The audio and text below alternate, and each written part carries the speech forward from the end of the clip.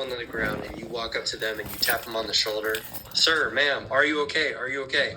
And there's no response. That is a big problem, because we may not be able to tell if they have a pulse, if they're breathing, if this is something that's happened before. So anytime we notice they're unresponsive, we want to call 911. We want to call 911 if their condition may become life-threatening. Maybe someone is involved in a car crash and you're witnessing it, and you go and talk to them and they're pretty coherent and they're able to hold a conversation. But as time goes on, you start to notice that there starts to become a delay. Maybe their speech is slurred.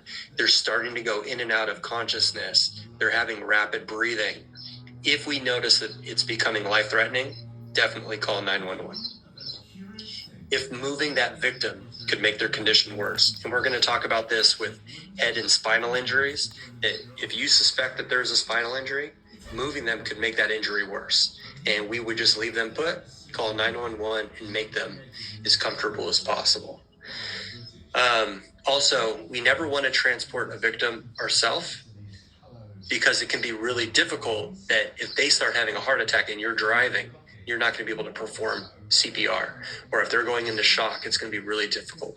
Oftentimes, you want to stay with that individual and call 911. But this can be a judgment call that you're going to have to make.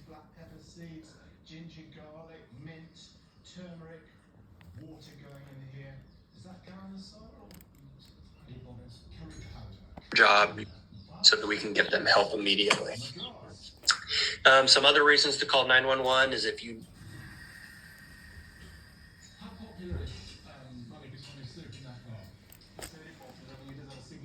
that's a huge concern to us, because we think that they may go into sudden cardiac arrest and then threatening suicide.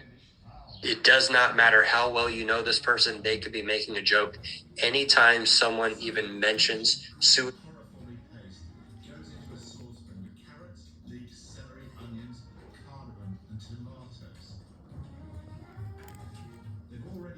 tell them, I witnessed a car crash, but I have not seen how many victims there are, because they may need to send more than 1 or 2 EMTs or paramedics. They may need to send a fire truck so that they can have multiple.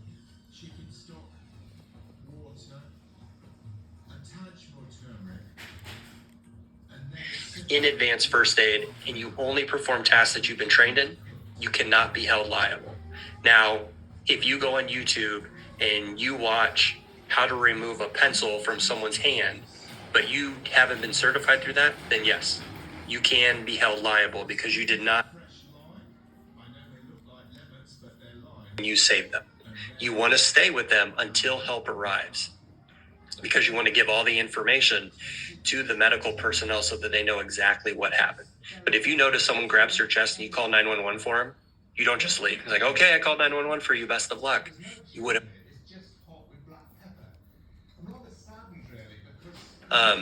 Now, let's say someone is unresponsive. You find someone on the side of the road and you tap them on the shoulder, sir, ma'am, are you okay? Are you okay? And they're not giving you a response.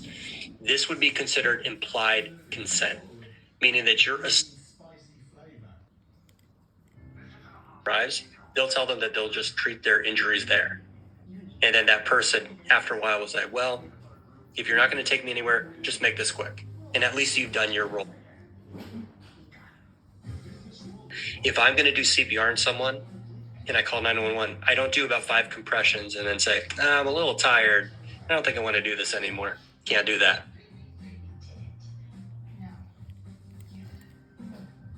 The scene safety is not for that victim. That scene safety is for you. And it's to make sure it's safe before you approach. When you are talking with a victim and you're trying to get information, obviously to either a dispatcher or to the EMTs or paramedics, make sure that you never give out that private information. It is confidential.